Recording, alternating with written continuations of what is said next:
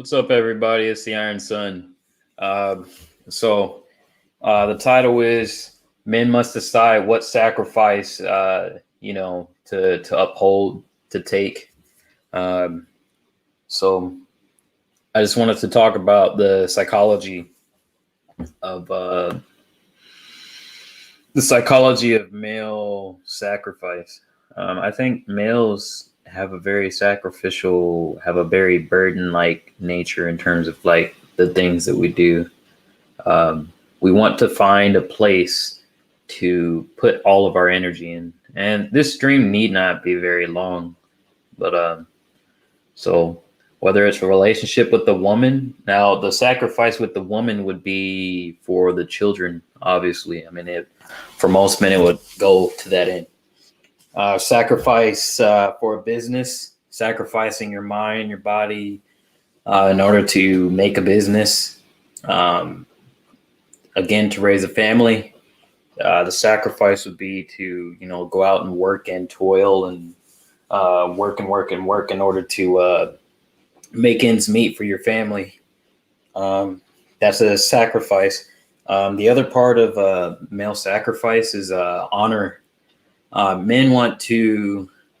We have this instinct to protect, but then there's also a need to we only want to sacrifice for something that's honorable.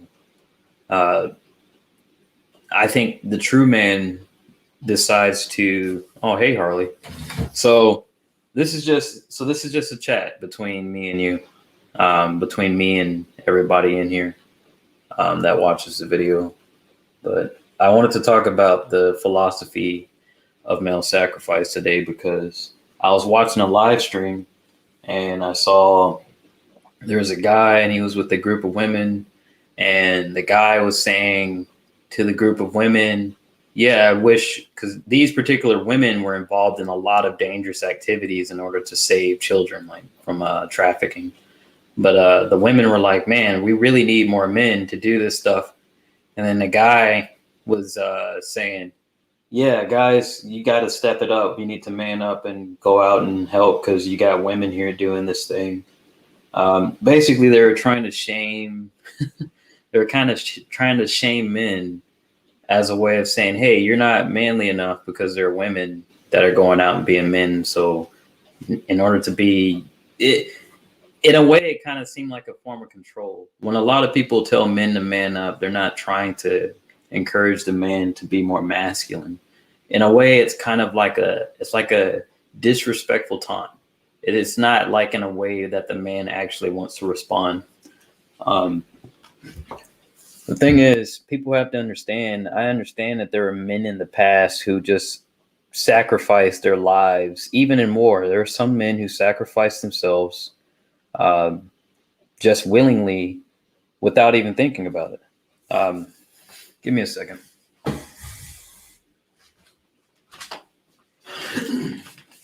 right. Go on in. That is door.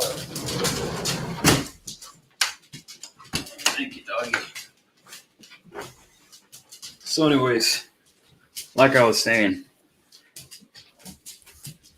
so there were some men in the past. Some of my ancestors fought in wars. Um, this was kind of just a natural state of men, was to sacrifice yourself for the greater good. But I think all those men who died in wars and all those men who sacrificed themselves, I think there was ultimately something personal that they put on that altar. They put on that metaphorical altar in order to be worthy of that sacrifice. Like those men who made that. Um, and this is what I mean by that. You have a lot of women saying that men need to be men and that they need to be more masculine and, shaming them, saying, hey, man up, even I'm doing this, and taunting them and blah, blah, blah. And all of these range of thoughts. And in a way, I agree with them. Men do need to be masculine. We need more men to be masculine. That's true. The problem is men are sacrificial creatures by nature. The issue is men only sacrifice for sacred things, things that are above them. They sacrifice for a sacred cause. If that sacred cause is a woman and child, then that woman and child has to be worthy of that sacrifice. Now, for children, children kind of have an inherent worth just because they're children. I think women make the mistake of thinking that they have the same effect on men that children do. In a way, I mean, we do have protective instincts towards women, the same instincts we have towards women that we have towards children in terms of protecting them. The issue is a woman who is outside of her own femininity, who's not being feminine, who's putting the man down. The man doesn't put the woman, he doesn't put her in that realm of sacrifice. He puts her in the realm of resentment, like someone he resents. He actually resents protecting, resents providing for that woman. Now, children you can forgive. Even if they say bad words and bad things, you excuse their behavior because you know they're children, you know? And you'll go to the ends of the earth. You'll take a bullet for them.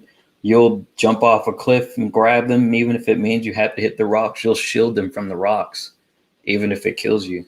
The problem is, again, this is one of the problems.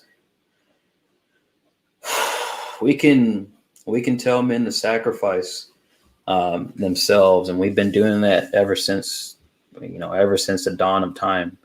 And men who have low IQ points, there were no shortage of those who would go off and go to these senseless wars and fight and die.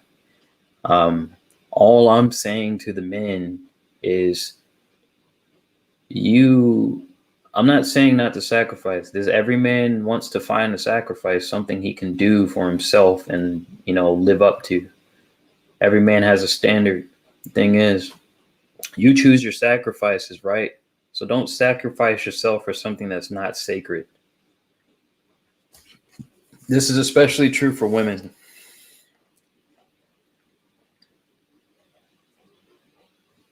I'm reading your comment, Harley.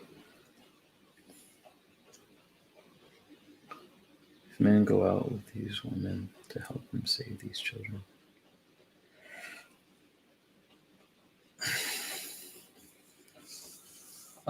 Yeah, so I'm kind of, just to give you a hash on what's going on, there's a lot of human trafficking going on in the country. And there's a lot of people, actually, there's extraction teams going in and saving these children. And there are a lot of women, and there's some women involved with that. The particular interview I was watching, the lady was kind of joining up with the host, and they were kind of going at men and saying, hey, men, you need to step up. Even the women are doing stuff and stuff like that. And I was just thinking in the back of my head, like, the guy you want to step up, because of how you're speaking to him, he wouldn't have the reaction you think. He'd be like, fuck you. Why should I help? Because it's like, for me, it was almost like they were pretending feminism didn't exist. They were pretending a lot of women in the United States didn't forsake men and forsake children and family. Granted, you have men who ran out on their families, and I'm not saying that's okay. I'm not saying it's good, but the issue is, look, you want men to sacrifice themselves for a greater cause. Give them that greater cause, even if it's you. Because if it's you, then it's most likely going to look like encouragement. It's going to look like you encouraging the man and lifting up his traits and saying, hey, we need what you got. What you got, we need. Saying to the man,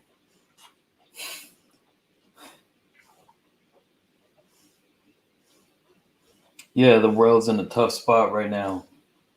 But I'd like to think even my grandfather, a Vietnam vet, the sacrifices he made, I'd like to think there was something in the back of his head getting him through all of that stuff, something that allowed him to come home. But I mean, for some men, it was a photo of their wife, and they would look at the photo, and that's what got him. That's what gave him the strength. But that's, Jordan Peterson talks about this. Men use the image of the divine feminine to gain strength, to to go through the challenges, to go through adversity in life. So if you as a woman, as women step to a guy and they claim to want a guy to sacrifice his finances, sacrifice his mind, his body, his strength for the woman and for the child, she's got to be that divine feminine. She's got to represent it to some degree. And hey, she can't diminish that by making the men resentful. And the way she does that is it's simple. Women are already made. When y'all come out, thing is, the factory setting for y'all is femininity. It's pure, unadulterated femininity. And without these social constraints like feminism, without all other isms, without LGBTQ, without Black Lives Matter, without the news media, without the narratives that we have between the genders, without the churches and the strict guidelines that puts on us, without all of these other modalities, if you just put a man with a woman, the man's naturally going to want to protect the woman. And the woman's naturally going to lift herself to that ideal just by nature of not having to pretend to be something she's not. But that's pretty much it. And I've covered it. It's 11:40. We're 11 minutes in. I think I'm going to go for maybe another 20 minutes, but we're already in, and I already covered most of the main points. Men only sacrifice for what is truly sacred. So as a woman, this is for women, and this is also for people. If you're going to ask a man to sacrifice for you for something, you have to give him a greater reason, a greater thing that he's willing to burden himself for. Women want a guy to be traditional, but they don't want to be traditional. Okay, where is that? Where is it? What does he get? Why is he bearing the pain? There's got to be a logical reason why the man carries the burden. For children, it's easy. It's a child. It's innocent. The child's innocent, and he wants to take care of the child. He wants to protect the child. And no matter what that child does, it's innocent. It's not an adult. It's young. So naturally, our society, men and women, have a self-preservation around children to where children are sacred. They're naturally sacred. Women are only sacred when they're feminine, for the most part. Women are sacred when they're feminine. When women are feminine, they're sacred. And I'm not saying they're better than men. Understand what I'm saying? I'm saying when women are truly feminine, that's when they're truly worthy of sacrifice. But when they're not worthy of anything. Now you have women who are in their masculine, who are doing righteous things, and who are doing it, the ones who are doing it, and they're balanced, and they're just going about their life, and they're trying to make a difference in that masculine energy. I don't know if I can say anything bad against that. In fact, that might actually be good. But the majority of women were having a deficit of femininity. And, it's kind of a different issue. I wanted to focus on men, but I can see there's a lot of threads that are tying these issues together. But if you get nothing else, and I will go further, I'm not stopping. I'm just saying, if you get nothing else from this, especially if you're a man, just understand. It's funny. I'm having like little fireside chats or something. That's hilarious. Look, it's really beautiful what we do as males when we find something sacred and we sacrifice ourselves for it. We sacrifice our time, sacrifice our finances, sacrifice a lot of things in order to accomplish something for a greater purpose. I think sacrifice on some level gives us that. Whenever we find something, like if there's a little girl and she's on the street and she doesn't have a family, there's a sacrifice. Okay, I have to carry this burden, because this little girl, she's got to do greater things. I got to get her to a place where she can start laughing again, start crying again, start enjoying life, uh, not being in the abusive situation she was in. I got to get this little boy who doesn't know his identity, he doesn't know his dad. I got to teach this boy. I have to mentor this boy. There's a sacrifice. I have to mentor this boy and I have to show him what it means to be a man. Here's another sacrifice. I have to show this young girl, this my daughter, I have to show her what a man acts like. I have to show her how a man is. So there it is. There's a sacrifice. So I, as a father, now that I have a daughter, I have to carry this burden of being a certain way in order that my daughter will choose a man who also carries that burden and finds something sacred. Now here's the thing. It goes the you have two different types of I'm sure you've heard the phrase there's honor among thieves, um, even among thieves. So my thought is I think that's what the phrase is. So even if the man's in the mafia or something, there's still going to be something sacred. Even among bad men, there's something sacred. There's something they're going towards that truly matters to them, no matter how superficial we see it as. But that's the nature of man. Man will only sacrifice himself when there's a greater cause, when there's a purpose that he sees, and when there's something that purpose has to be attached to something that's sacred. If it's not sacred, you're not going to get a man to do anything. So, I mean, this is mainly for the women, but for the man, I would say, listen, choose only sacrifice yourself for things that are worthy of sacrifice. You don't have an obligation to womankind to sacrifice yourself. You had men, I think, during World War One, who were handed white feathers in public as a public declaration that they were cowards, right? Some of these men were like 16, 17. They were told they were cowards, handed feathers by women because some of the generals, some of the people, enlistees who were enlisting men to go to war, they weren't getting enough. They weren't getting enough soldiers. So these were campaigns orchestrated by armies in order to get men to march off to war and die. And that's kind of what happened. A lot of war, people think that shit. People think it's cool. The men who come home, yeah, they get more respect than the average man does anyway, because average man gets no fucking respect. But the average, the soldier, when he comes home, yeah, he gets respect. But the thing is, war, it's not pretty. It was a lot worse. And in my opinion, it was a lot worse in the past. Look, I'm not saying that women don't have it bad in life and that they don't also have their struggles and things that they're going on that happen to them. But you can't honestly tell me that men didn't have it bad either. I mean, yeah, and the interesting thing is we struggled together. And that's the nature of the sexes. The nature of the sexes is that both of our energies come together and it allows us to thrive in our struggles. That's why I think we're better together than we are apart.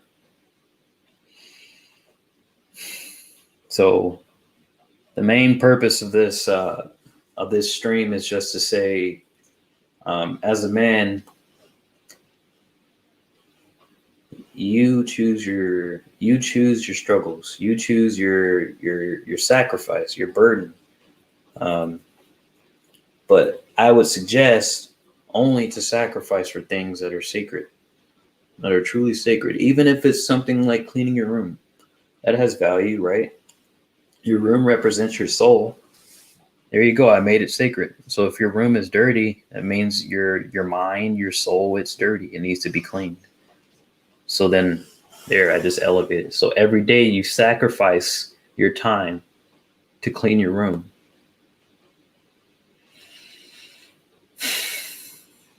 Every superhero movie you can think of that you've ever watched, there was some reason there was a purpose, but there was a greater good. And there was something beyond themselves that drove them to protect someone.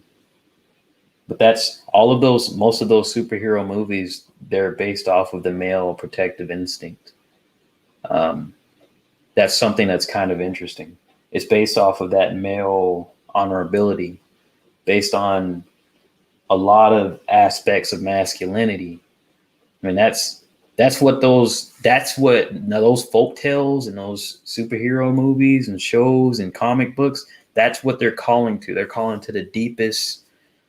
Uh, it's almost ancestral what it's calling, because you got a lot of guys who they crave protecting, they crave providing, but a lot of them don't even feel like they can anymore. Not right now, and for whatever reason, whatever the hangup is, men need encouragement. They need they need a helping hand. Even the ones who are full of bullshit, full of shit, lying to themselves, being overly emotional. We want men to lead in this society, but I'm kind of, I don't think we want men to lead, but we don't give them the tools to lead. And we also don't give them the environment to have the right frame of mind in order to lead. I think it can still be done because the masculinity that is in men naturally, it doesn't leave. I think for a lot of men, you have to beat it. You have to beat the shit out of them until you can get deep down in there, because a lot of them are, there is feminization. I can't lie about that. There's men are being feminized, and there are some. Now, when I say men are being feminized, I mean majority of men are under some sort of demasculinizing agent, whether that's chemical, whether that's through their women, whether that's through, because women are a large part of it, but then you got the chemical aspect and the hormone blockers, and then the or estrogen blockers, and then you have the plastics. So if you drink a plastic bottle, it drains your essence. Uh, yeah. So I think I'm going to sum up with this and then probably go into a clip or two. So again, men must decide what sacrifice they want to uphold, what burden they want to carry.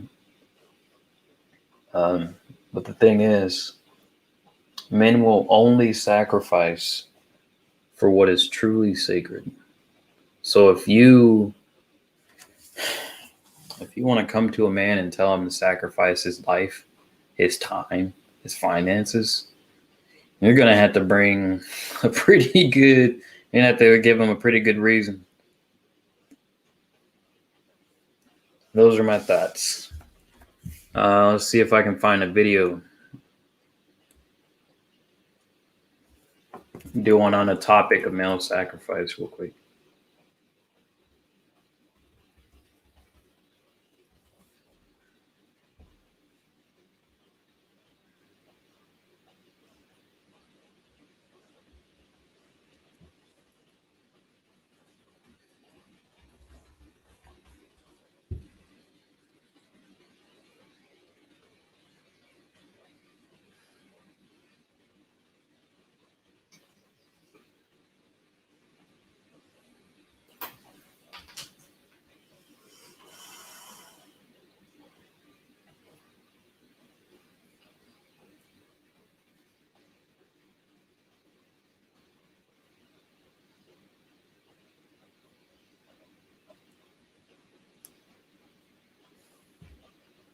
All right, I found one. Check this out.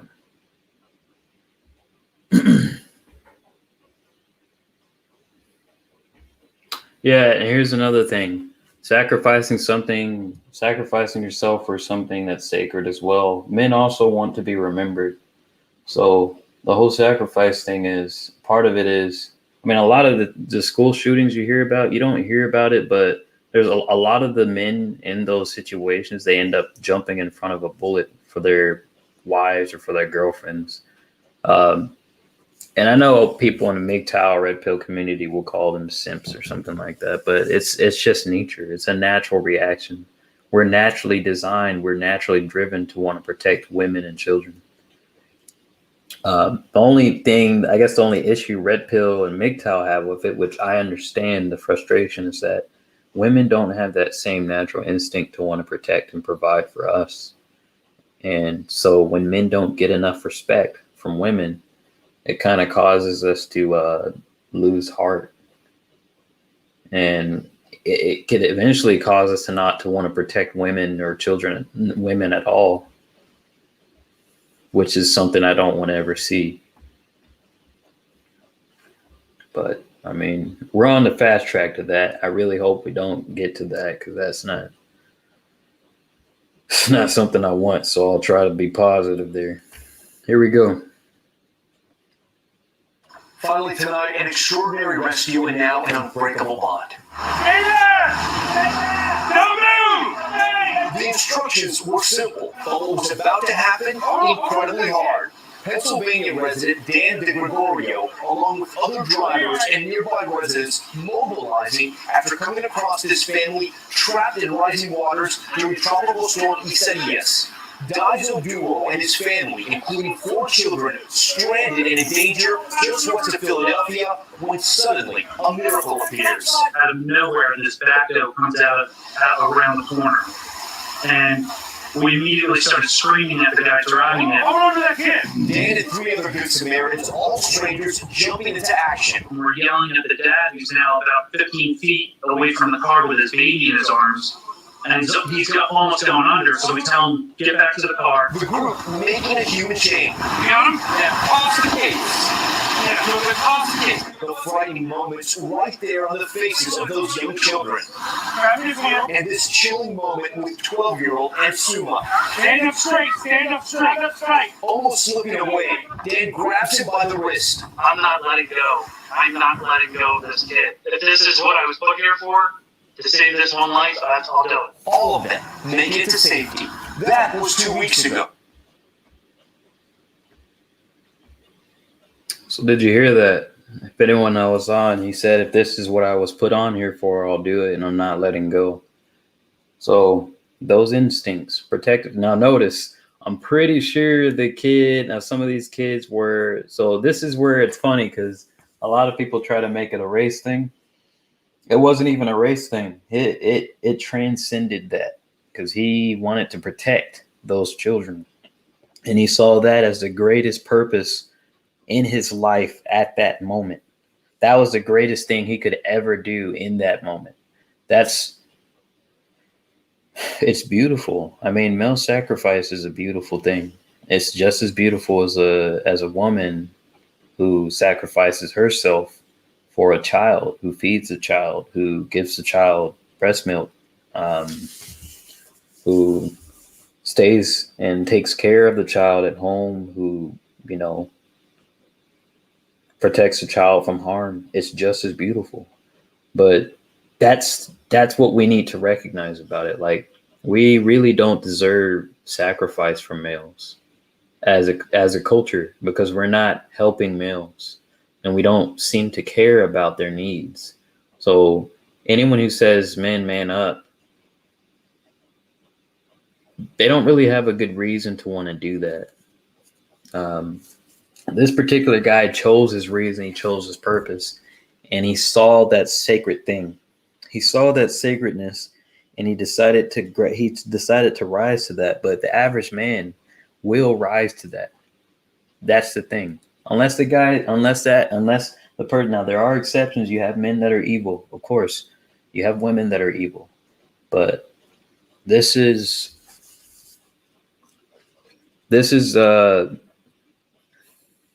one of the, I wish this isn't even a topic that's talked about in the red pill community. But yeah, let me finish the rest of this real quick.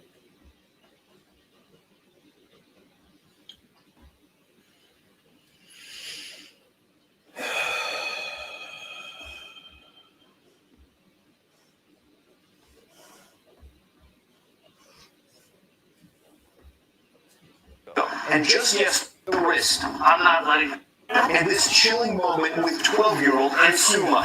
Stand up straight, stand up straight, stand up straight. Almost slipping away, Dan grabs him by the wrist. I'm not letting go. I'm not letting go of this kid. If this is what I was put here for, to save this one life, I'll do it. All of them make it to safety. That was 2 weeks ago. And just yesterday, the group of heroes and the father they rescued coming together, reliving those wild moments. I was literally crying for my kid, but for me, I was fine because I know that without water couldn't take me anywhere. But it was just for the kids. Now connecting on solid ground and building a bond. After everything, I couldn't stop telling them thanks. For the rescuers, it was the only choice. When it's the right thing to do, there's no room for hesitation. None of us had a second thought to not do this. You can't forget something like that. And that's something that's family. An incredible rescue. Thanks so much for watching. I'm Tom Yama. Stay safe. Good night.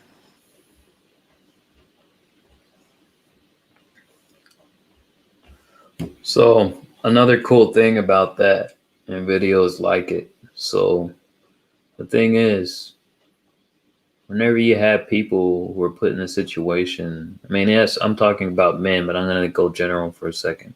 When people are put in a situation where they have to sacrifice themselves to help another person, when they rise to that challenge, that becomes the greatest purpose they've ever had. It becomes extremely important. And I could see that with that gentleman. I could see that that was the most important thing in his life in that moment. And I think that's the mindset that a lot of people want men to be in when they say man up. They don't.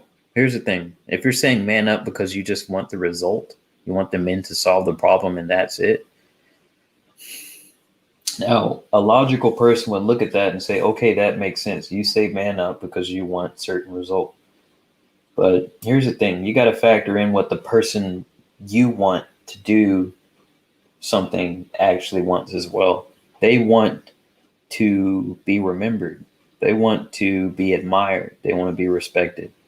They want to be seen as competent. They want to be seen as someone who who's the only one who could make the sacrifice. So in other words, it's like basically it's the same way women feel with their looks. Women want to feel like they're the only woman who could evoke a certain emotion in a particular man or make a man feel a certain way. They're the only woman who could bring a certain element to a man's life. There's a lot of things there that I think women want to feel like. They also want to feel loved. They want to feel a deep love whenever they see men, especially their men. They want to feel a deep protection. A lot of them aren't pleasant to be around right now because their system is flooded with cortisol because they work so hard and they're not designed to work hard. But that's a different story. I'm pretty much done. Now, there is one video I want to get at, and it's with Karen Strawn. She kind of goes in pretty fucking hard on this. I think it's a trainee. I'm not sure. I don't know his name. It's ContraPoints is the name of the channel. Karen Strawn does really good videos, and this is something I think I support her work. She's pretty logical. She also understands the honor aspect. She understands the reciprocity, which is extremely important for any functioning relationship. Reciprocity is paramount, and it's tantamount to anything you could get out of the relationship. I would say it's more important because it's the only thing, in my opinion, it's the only thing that keeps it going. There's a lot of one-sidedness in relationships. There's, you have the women trying to leverage their sexuality in order to get what they want. And on the other side, you have men trying to leverage, sometimes you have men leveraging their finances in order to, in order to have their way with women, or, there's a lot there. I think And that's a small amount of men, hilariously enough. So I don't know if I could compare it because there's definitely a lot more. There's like 80% of women who pretty much have leverage in some way, at least sexually. All right, let me focus. So I'm going to play Karen Straughn's video, and we are going to go from there.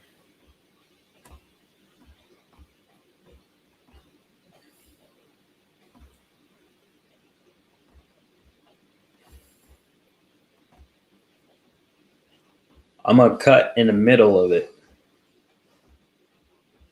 Reason, evidence, and doubt. Without being bombarded with ads for Activia and other unpasteurized yogurts marketed at women to promote healthy gut biome and fecal regularity. Are you shaming men now for eating alpha uncooked power yogurt? You know, to keep their guts healthy, to keep themselves regular, get a bit of extra protein, have a healthy balanced diet? And if alpha Chad males are eating that crap, doesn't that mean they actually care about their health, including their poops? Because I can't imagine any other reason to eat yogurt. Ugh. I'm losing my target audience here. I don't think you are. I think your target audience is eating this up even though we're just a couple of minutes in and you've already managed to contradict yourself, belittle the people you claim to be concerned about, and pander to the idiots who lap your shit up because however vacuous it is, it's delivered with flair. Listen, my dudes, let's just say I'm kind of worried about you guys. And I'm not saying I'm any better.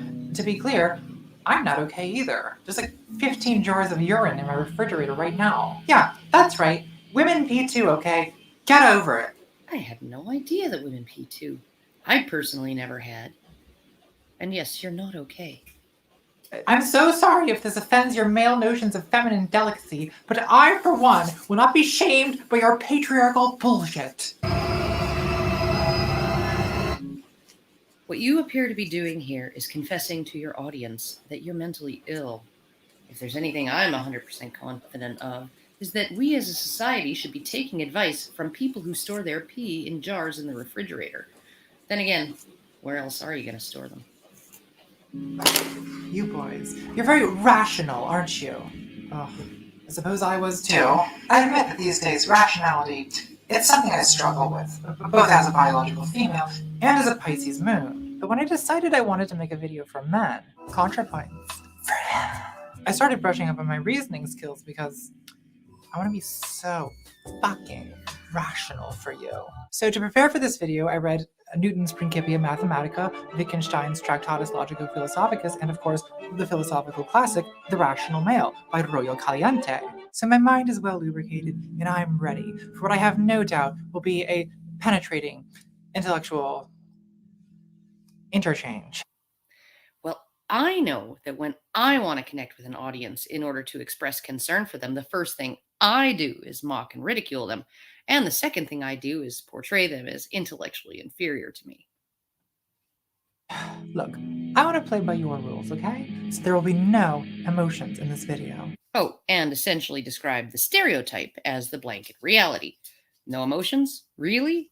After watching a few of your videos, I have to conclude that you mask your true emotions behind humor, sarcasm, and dismissiveness. Unless, of course, there's actually nothing deeper to you than the snarky face you show the world, which would be sad. How depressing. No matter how much lipstick you put on, you still can't manage to achieve the emotional intelligence of a woman. Or a man. I will present my arguments in strict logical form, relying only on facts, reason, evidence, and deductive proof. And costumes, props, jump cuts, diverting asides, superficial charm, lingerie, and rhetorical sleight of hand. But do go on.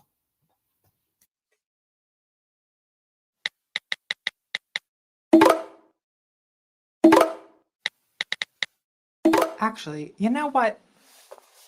Fuck that. Let's listen to house music and do sex drugs. That would probably be more productive and enjoyable than listening to your opinions. This is a slightly different topic we're going on. This is a video I saw. It was kind of interesting. I was watching it today, and oh yeah, I put the StreamYard link in the comments just in case anyone wanted to come up. I think I've decided to stay on for a bit longer. Yeah, so I'll just share my thoughts on some of the stuff I bring up, and then I will also be philosophizing about other things that I think of and come up with in a second.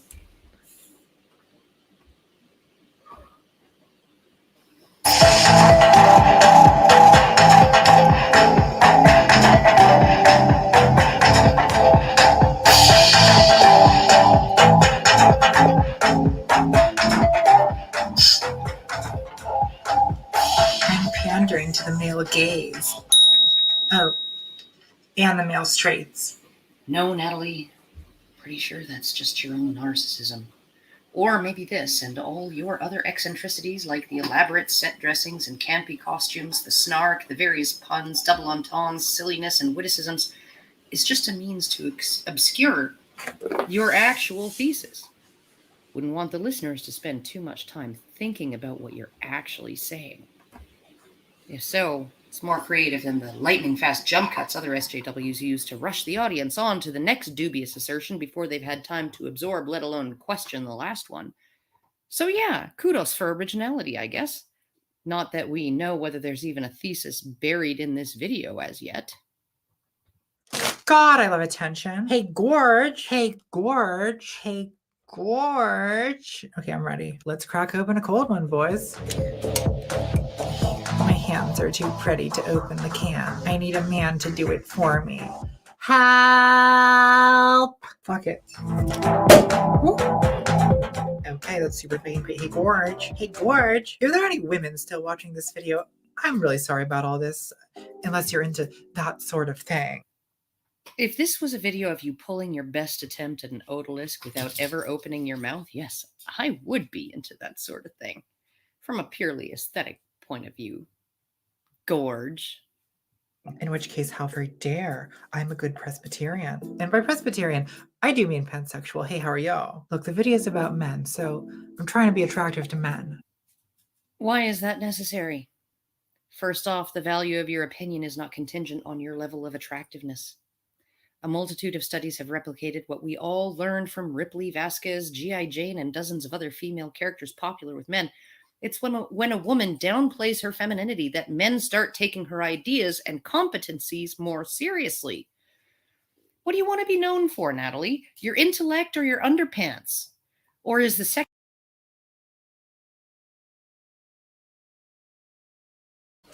So, yeah, the part she said about the downplaying the femininity and then the men recognizing her for her competence, that's something I thought was interesting. And the reason why is because the dogs over here, they're kind of, I think they're waiting to see if there's a deer that's going to show up and they're going to bark at it. So, anyway. It's interesting because in my talkings to a lot of women, I've learned that a lot of them feel like they're never taken serious by men in particular. But the whole downplaying the femininity thing, that seems to, that could be a possible, I think that's a really good direction to go in terms of understanding it. Because there's a good chance that when women downplay their femininity, that they are taken more serious. Because femininity has a power in itself that's completely different than, masculinity. And if you downplay femininity, and perhaps it makes the other trait more prevalent. Perhaps it's more obvious that the woman is competent because the man is fixated on. He's kind of forced to be fixated on something else because the woman isn't, for example, she's not showing her breast. She's not wearing very tight clothing. She's not wearing sexually provocative clothing, even makeup.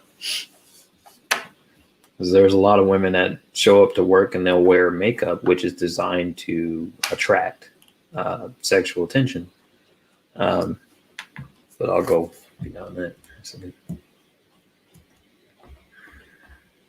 X-bomb thing, again, a way to distract the men watching from thinking too carefully about what I hope you're going to be telling them about themselves and their circumstances. Anyway, here's hoping there is a thesis here for me to unpack. If not, other than fat material, this video is just a waste of everyone's time. Am I doing this right? Is this what men like? Stop. It is a risky look for a girl like me. When you do a lingerie look, you know you're going to wind up somewhere on the Frankenfurter Violet Chachki Dita Von Teese spectrum. Oh, but you don't know where exactly. And that is a dangerous game, ladies. I have to say, though, I actually am feeling pretty fucking empowered right now. But, that could be because of the drugs. Nope. It's because you're leveraging feminine sexual power over your intended male audience. Those who find your coquettish/vamp routine sexy will watch, and no matter what, they'll like whatever nonsense comes out of your mouth. Look, gentlemen, let's be rational. And we're fooling around, okay? Part 1. Oh, wait. Rational. I know you poo-pooed this whole thing earlier, but I'm going to say it right here. Men are more rational in general than women. This is not because women are incapable of rationality, but because they are more emotionally sensitive and less emotionally stable. This is at least in part a function of biology. Just ask your teammate, Theron. When she first went on estrogen, she'd start bawling at things that wouldn't have even phased her before. She might not have even noticed them. A change that did not take place during months of presenting as female, but immediately upon taking cross-sex hormones. Meanwhile, biological females transitioning hormonally to men report that even when the situation merits crying, it just doesn't happen. Research shows that when the emotional domains of your brain are engaged, the parts responsible for logical thinking are inhibited. For women, hashtag not all, the emotional domains are dominant. You can't think rationally when you're in the grip of your emotions. That's just a fact.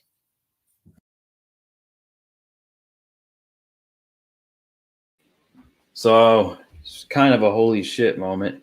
So she just dropped a whole lot of truth bombs with a whole shitload of implications. It's a big holy shit. She just took a huge dump on a lot of stuff in a good way. It was a good steaming dump, not a bad one. So I wanted to say something as an aside. I've noticed a lot of the women who end up coming around to these kind of opinions and talking points, there seems to be a trend, and it seems to be women who have male sons, male nephews, or just, I said male sons, that's hilarious. Women who have sons, nephews, even like family members who are male who took their lives, or who are close to them. By kin, I think, moreover. But especially the women who have sons, they tend, it seems like they're the ones that reach these kind of conclusions, which is it's kind of funny, but it's annoying at the same time, because it's like, okay, so in order for women to get on the same page as men, we got to get them to have male children. I don't know. I mean, that would even be true even in this small community. That would technically be true even for good mother. So just a thought.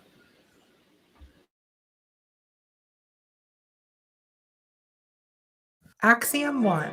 America's Next Top Victim. Look, gentlemen, let's be rational. And we're fooling around, okay? Part 1. Oh, wait. So I kind of want to see this again because it deserves to be listened to again. There's a lot of different facts and figures she brings in and axioms that are extremely important. And I kind of want to reiterate them and hear them for myself. Rational. I know you poo-pooed this whole thing earlier, but I'm going to say it right here. Men are more rational in general than women.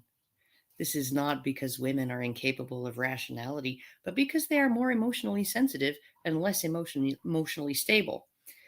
This is at least in part a function of biology. Just ask your teammate, Theron. When she first went on estrogen, she'd start bawling at things that wouldn't have even fazed her before. She might not have even noticed them. A change that did not take place during months of presenting as female, but immediately upon taking cross-sex hormones. Meanwhile, biological females transitioning hormonally to men report that even when the situation merits crying, it just doesn't happen. Research shows that when the emotional domains of your brain are engaged, the parts responsible for logical thinking are inhibited. For women, hashtag not all, the emotional domains are dominant. You can't think rationally when you're in the grip of your emotions. That's just a fact. Axiom 1: America's Next Top Victim. I think there is some truth to the idea that we live in a victimhood culture. You think? What gave it away? The progressive stack, Black Lives Matter, the fact that when you explain to certain people that women, on the whole, do not get paid 20% less than men for the exact same work, they don't say, well, now that I see the evidence, that's quite the relief, but instead call you a rude name and block you on Twitter. Victimhood is currency, Natalie. Would that it weren't so. Victimhood should be something ameliorated when possible, not worshipped and guarded like a holy relic. And I'm not just talking about campus SJWs with their microaggressions. No, bitch, this goes all the way to the top. We have white people complaining about reverse racism. We have the literal 1% complaining about anti-rich prejudice. You do realize that anti-rich prejudice led to the deaths of hundreds of thousands of kulaks and millions of ordinary peasants in the subsequent famine caused by the liquidation of a class of people who were considered too successful. Hate, resentment, and prejudice can occur along any axis, Natalie. So can the violence that those things are often.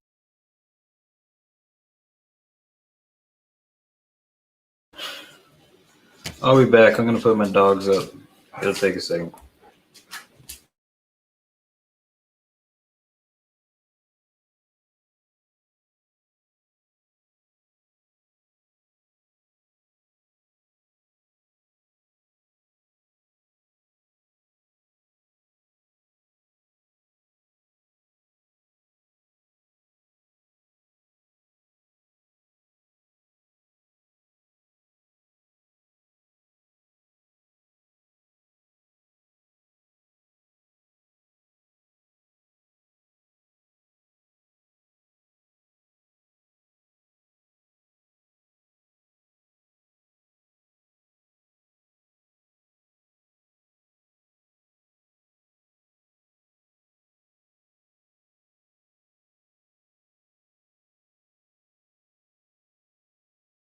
I'm back.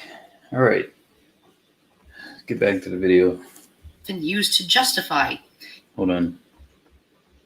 Stopped it.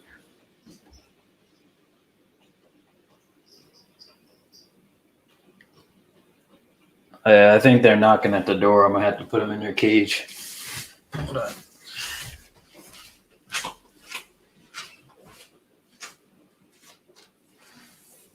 No, they're not.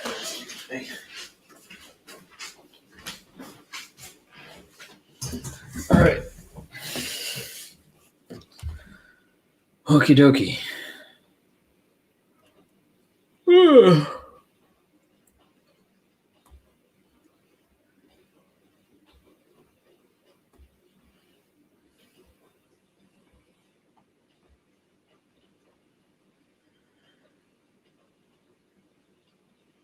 Eat the rich, yo. Let me make sure I put the thing on correctly.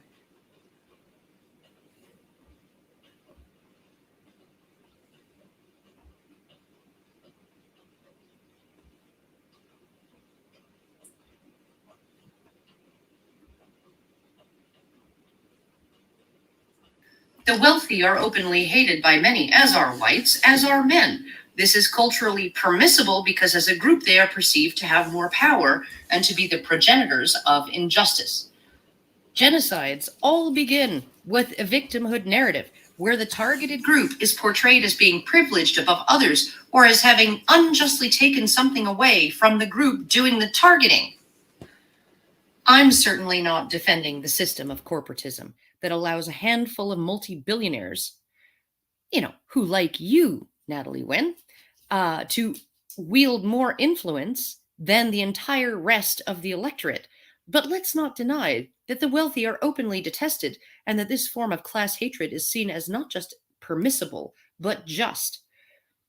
Or that this hate is based on envy, that the rich have something we also want but do not have, right? It's not that we hate them because they have something bad, it's that they have something that we want for ourselves.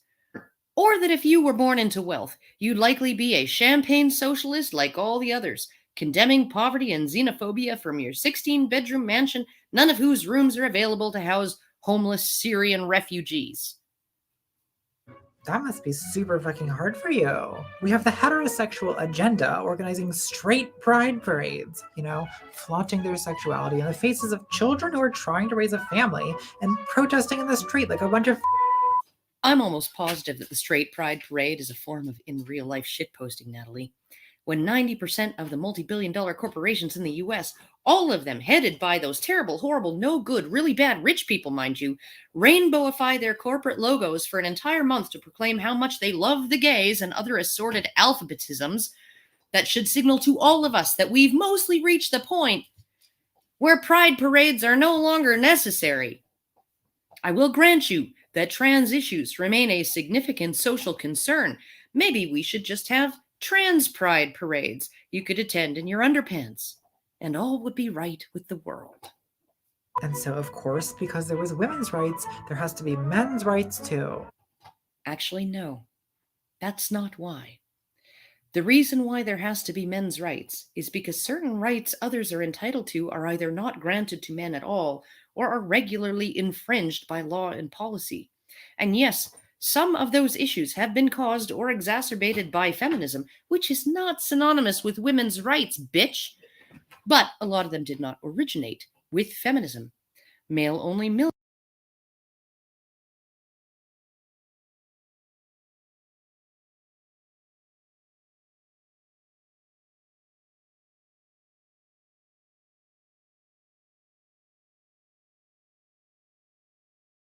You can't hear me. I was saying I love this lady. She's pretty harsh, and I like the harshness because she was kind of going in. I'm gonna play the rest, but I'm gonna check up on my dogs, put them in their cage, and then I'll come back and we'll see if we can wrap this up and I can end the stream.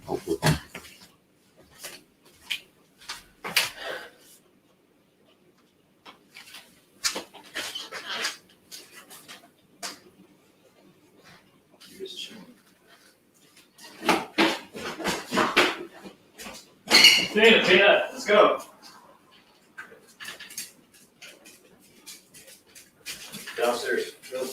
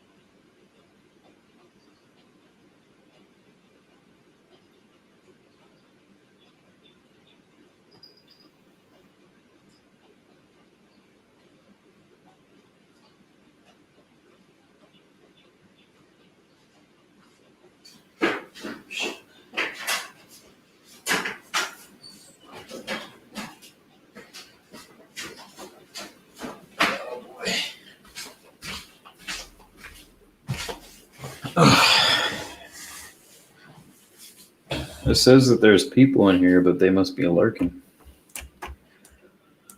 All right, I'm gonna play the rest. And I yawned.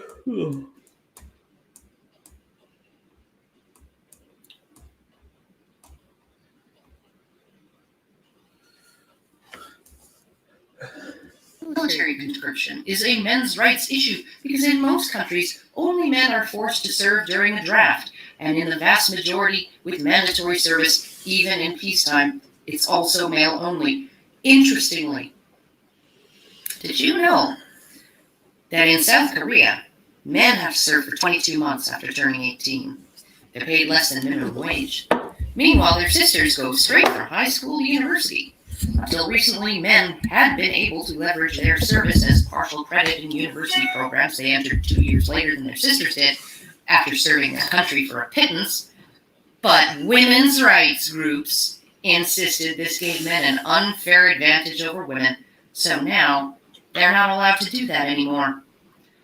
On the other side of the planet, in Sweden, affirmative action in university admittance was repealed the moment men began to benefit from it in university in general, where women are 60% of students, and in particular in fields like veterinary medicine, which is dominated by women to the tune of about 90%. This after an outcry from women's rights groups that declared it unfair. Unfair that less qualified men were being given the same advantage women had been given for decades. The minister responsible in a statement said that affirmative action laws were instantiated to help women, not slam the doors of opportunity in their faces.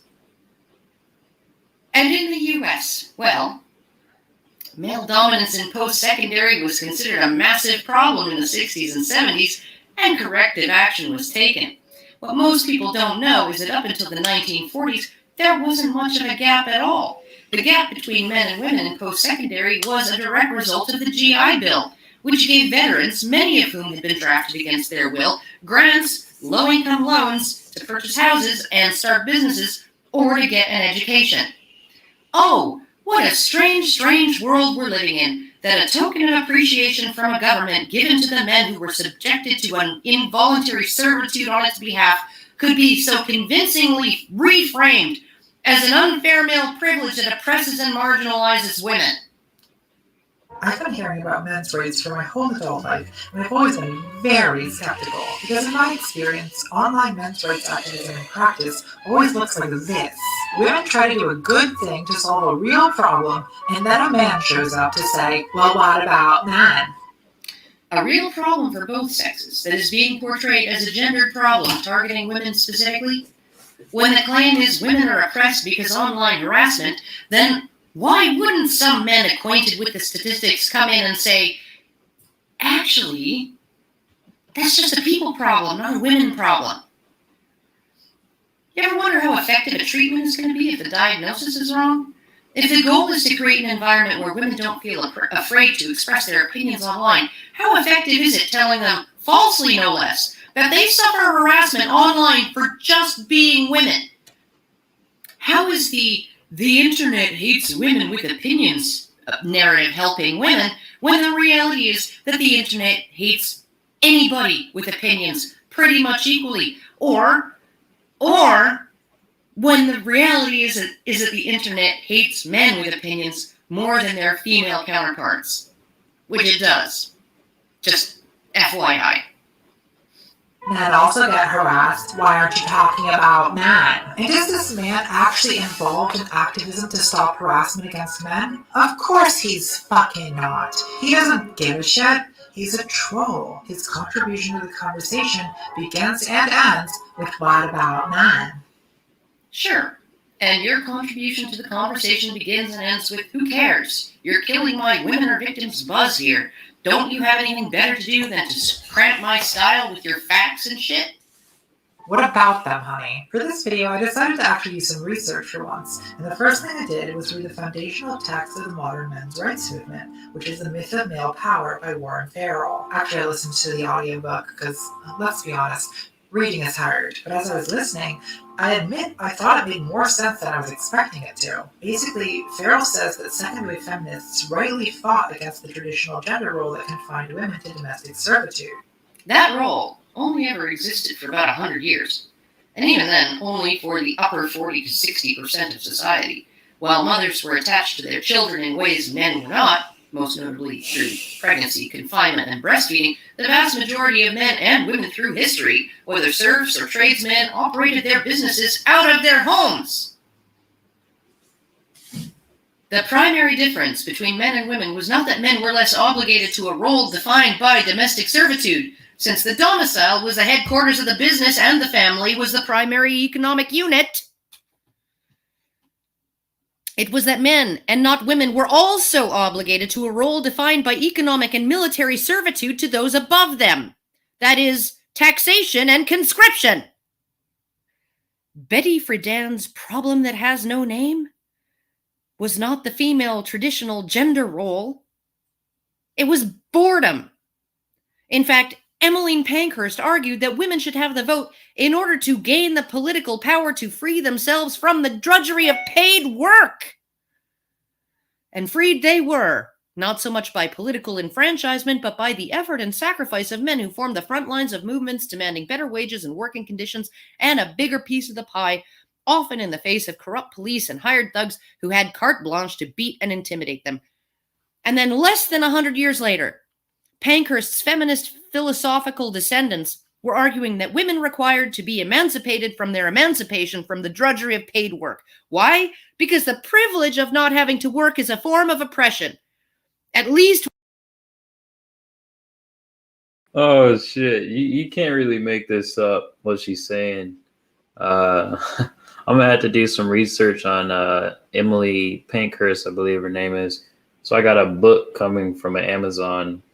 It's this guy, I think in the early 19th century. He writes a lot of legal and information on like what feminism, what the proto-feminism was doing back then, even in that time. And I have a book coming that's going to explain that and go through that, and that's going to be pretty cool. Then I have another book. I don't remember what the other book is talking about. I think that's talking about probably something along the same lines, but I'm kind of looking forward to getting that book now. It's probably 2 or 3 days away. She's saying a lot of bombs. She's dropping a lot of bombs here, like if you're listening.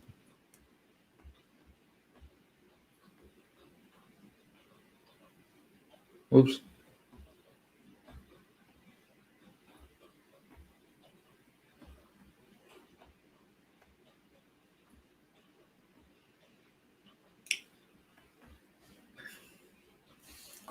What happens to women? What an interesting conundrum. Women's rights has been a project. Pankhurst's feminist philosophical descendants were arguing that women required to be emancipated from their emancipation from the drudgery of paid work. Why? Because the privilege of not having to work is a form of oppression, at least when it happens to women. What an interesting conundrum. Women's rights has been a project to free women from the obligation to work outside the home and from the obligation to work inside the home. Whatever the condition women might find themselves in, the working mother chained to a loom or the stay-at-home mother chained to a baby, it's oppressive and it's men's fault. That damn patriarchy. It's not that women are fickle. It's that the horrible oppressive patriarchy refuses to keep up with women's completely contradictory and ever-changing demands.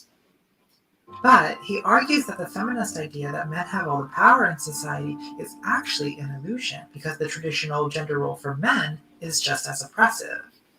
No, I don't think that's what he's arguing. He's arguing that women have power over men. Think about it, Natalie. Why do you feel empowered while lounging in your underwear, pandering to the male gaze? You think maybe it's because feminine sexuality is a form of power? He's arguing that men do what they do because it's what women want from them. He introduces the idea of male disposability, basically the idea that society values female lives more than male lives, which are seen as expendable in the service of protecting and providing for women and children. And he points to statistics showing that men make up the majority of military casualties, workplace fatalities, murder victims, suicides, and so on. So we're supposed to conclude that even though at first it looks like men have more power than women, in fact, the queens have a certain kind of privilege in being protected and provided for by the expendable male worker bees. And I guess that kind of makes sense. I feel like I can at least empathize with the point of view. What I'm saying is, I took the red pill, and I rubbed it on my clit. Oh, God. This is a function of biological imperatives and sex differences in reproductive costs, benefits, and risks. Sperm is cheap and plentiful, ova are scarce, and both require the expensive real estate of the uterus to do what they're designed to do. Some great ape cultures are so defined by male disposability that 95% of males are excluded from the mating pool. They are not expected to die for the good of the group, though they risk dying if they don't do what is expected of them, which is to go away upon adulthood and never come back. In others where males are allowed to remain, about 80% will never sire offspring. They're disposable in the reproductive sense, and we, individually and collectively, are the product of those who passed on their genes. When the future is female t-shirts inspired by a woman who endorsed a program of eugenics to cull the male population to 10% of all humans are available for purchase and worn in public, I'm sorry. I have to wonder just how much we value men and male life. But some initial objections come to mind. Like, haven't men been almost all of the kings, presidents, and CEOs for millennia? Didn't men make up all these rules in the first place? I don't know, boys. Still seems kind of patriarchal to me. Sure. Men's rights activists aren't going to tell you that the people who held the most formal power historically weren't men. We might tell you that the people who made all the rules historically were not comprised only of men, and certainly did not encompass all men. And we might tell you that the fundamental disagreement MRAs have with feminists is what we believe is their misattribution of intention, cause, and effect. Let me give you an example. Marriage in Christendom. A patriarchal institution, if ever there was one, enforced by a patriarchal religion that assigns primacy to the male, both in terms of God himself, not herself, and his first human creation, Adam. A lot of feminists moan about how misogynistic the injunction that women obey their husbands is, but they conveniently miss the verse just a little ways down, that men love their wives as Christ loved the church and gave himself up for her sake. What do you think that means? That means men were being told by this patriarchal religion that their role within marriage was to die, if necessary, for the sake of their wives. So being a husband wasn't all about enforcing male power over women. How could a man reasonably be expected to stand between his wife and the dangers of the world, whatever their source?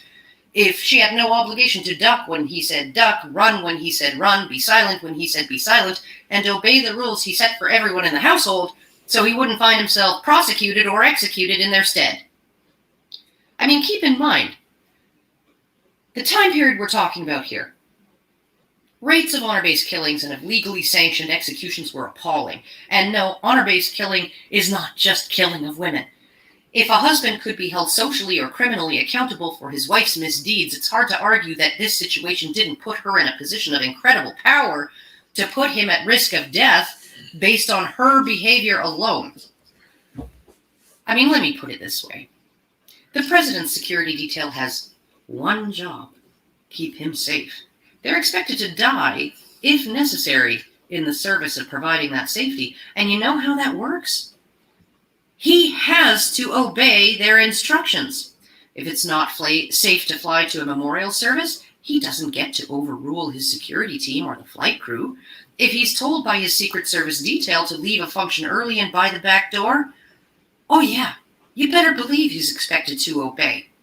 And if he disobeys their instructions, he not only puts them at enormous and unnecessary risk, he makes their job of protecting him impossible. Now, who has more power in this relationship? The President of the United States or his bodyguard? Who is privileged by their role in this contract? The biblical edict that women obey their husbands only privileged men insofar as when you demand a carpenter drive nails, you allow him the privilege of owning a hammer. That some carpenters might have used their hammers in ways that we don't approve of or to harmful effect is not a refutation of the purpose of hammers or the reason we gave them to the carpenters in the first place. And I'm not even finished finished with marriage either, because regardless of the rules of marriage in whatever culture, in my opinion, feminists have misattributed its primary function. Many, second waivers in particular, describe marriage as an institution designed for the purpose of subordinating women's reproductive potential and domestic labor for the benefit of men. It makes women the slaves of men. And I'm sorry, but I'm just not getting that, right? You can't, it's sticking in my throat. Because you know what? The primary function of marriage was as an institution was to hold men accountable for the products of their sexuality, the children that they sire, and to obligate them to their partners in the reproductive endeavor. And you know how I know this? Because the moment the culture threw marriage down the garbage chute via no-fault divorce and destigmatized female promiscuity, it created massive, ruthless, punitive, bureaucratic, and legal institutions to continue to hold men accountable for the products of their sexuality and obligate them to their partners in the reproductive endeavor. We threw away women's obligations first. And we threw away marriage, and yet men are still obligated. The man's role in the marital contract is the only one we still care to enforce, and we will enforce it even when there was no marriage in the first place. We liberated women from their historical marital and reproductive obligations to men. She need not obey him, cook or clean for him, provide him a sex life, or allow him to see his children. But in this same time period, we have actually expanded the ways that we continue to hold men to their end of the age-old bargain. I'm going to start from 30 again and play it all the way through. But before I do that, just give my commentary on it a little bit. So she's going into a lot of history, a lot of legal history as well, but she's condensing it through short axioms about marriage, I believe. Her metaphor on the carpenter was very good. I'm not going to lie, I didn't understand it fully, so I have to go back. I'm going to look at that again after I play it through.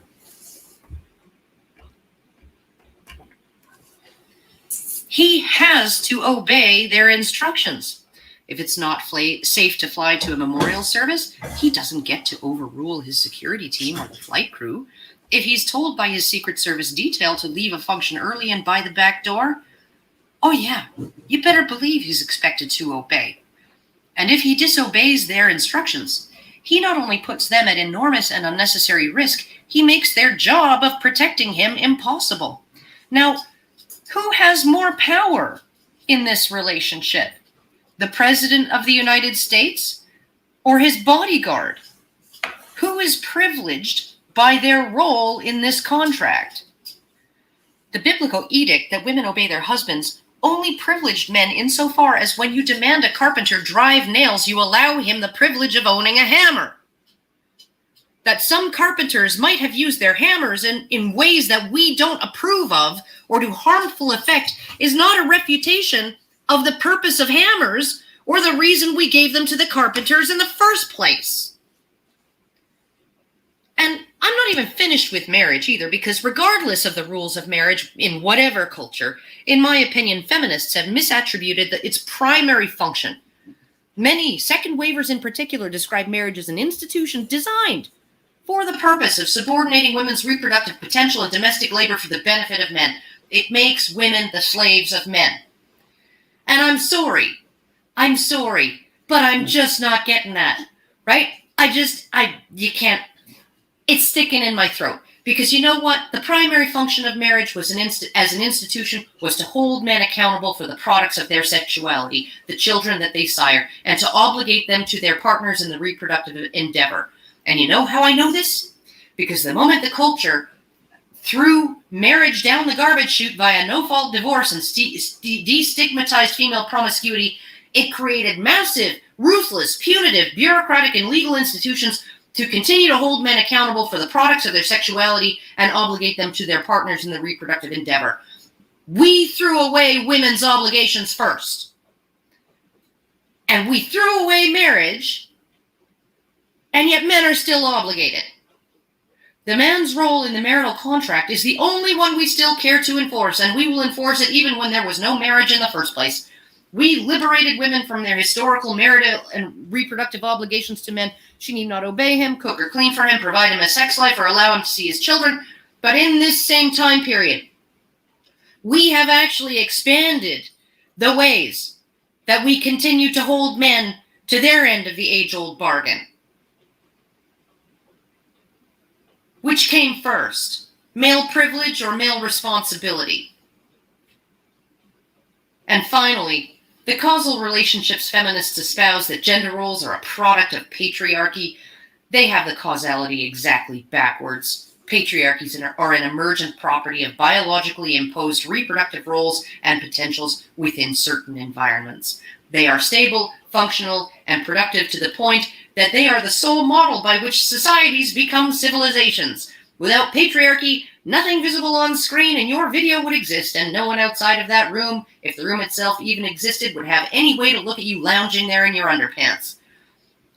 Camille Paglia once famously said that if civilization had been left in female hands, we'd all be living in grass huts. I view that as optimistic. The foundations of patriarchy, male-male cooperation, father investment, egalitarian monogamy, and gender division of labor were laid long before an innovation as technologically advanced as a grass hut was a twinkle in anyone's eye. Look to the bonobos if you want to see the result of a matriarchal trajectory. 10 to 20,000 individuals who survive only because of human protection, and who'll be dead the moment or assimilated the moment the Congo dries up or their northern neighbors, common chimpanzees, ever learn to swim. At which point, I will suggest to feminists determined to dismantle the patriarchy, be careful what you wish for.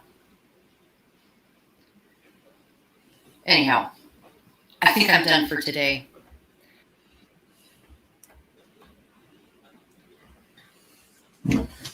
So, yeah, pretty sure you can't see me. Let's see. See if I can illuminate. Oh, man. Oh, it's sore. It's all sore. Who's the tired kitty? Oh, man. So that's a good video. There's a lot there. She's been pretty important in this movement. By movement, I mean just advocating for men. That's all I mean. Yeah, wow, there's a lot of points she brought up. She brought up the idea that marriage, we got rid of. So she was saying that we got rid of female obligations first. We threw that out the water, but then we still expected male responsibility. That's a big one. I think that's probably one of the main reasons why dudes don't want to get married, because the females don't feel obligated and they have no legal obligations to provide sex, to provide access to children, to provide, which they get access 9 out of 10 if they go to court. And I think that's under the tender years doctrine that exists. I don't remember what the doctrine says, but basically in a nutshell, it says the woman is important to the kid in the early years because it's a woman. And so I think that's where the bias comes from with in family courts with males and females. Yeah, so there you go. So originally I was talking about men making sacrifices, but this kind of video here with Karen Strawn, it kind of shows you what is the sacrifice for? Like, is it for anything good? Based off of what she's saying about marriage, if women no longer have responsibilities, where is that greater good sacrifice for the man? Where's the point, or what's the point, and what's is there something? Is there a point in sacrificing yourself further as a man? Kind of went back to my original topic, which is kind of hilarious, but that's pretty much it. Karen Strawn has some really good stuff. If you look at her channel, Kind of curious what the comments say. My money, my choice. Watch. Didn't realize how bad big ContraPoints video were until I watched. And someone said, "This is the blood sports I subscribe for." Oh, that's hilarious.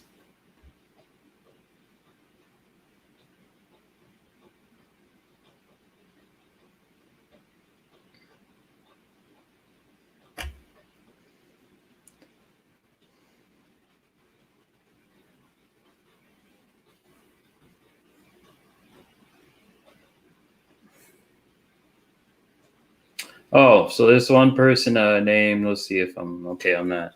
So this person named Alan Young, he so he said if a man beat his wife, he was beaten and shamed in a town square. If a man let his wife beat him, he was beaten and shamed in a town square. Wow. I wonder if that's true.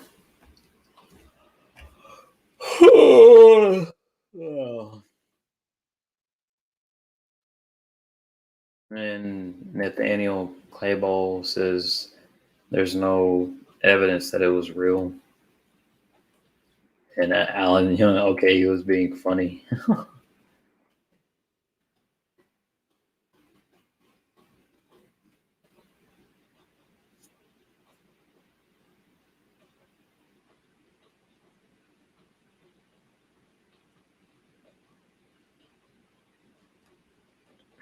All right, well, this is kind of it.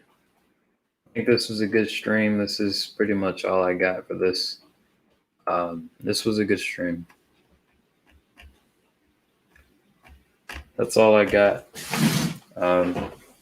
So I think Monday I have a stream coming up. It's going to be on current events. So if you're into conspiracy theories, if you're into, the out of this world kind of things like new technology, understanding the current events on what's happening in the country, all that stuff. And out of the world opinions and ideas, come by on Monday. I think around 7, and we're going to discuss. I'm going to be talking with my guests, and we're gonna go into some pretty crazy stuff.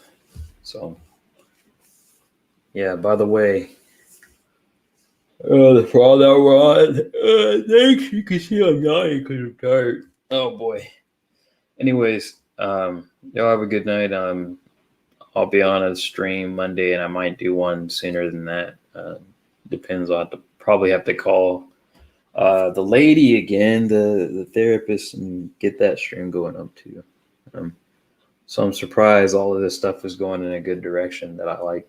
So I'll have to keep it going in that direction. Alrighty then. See y'all.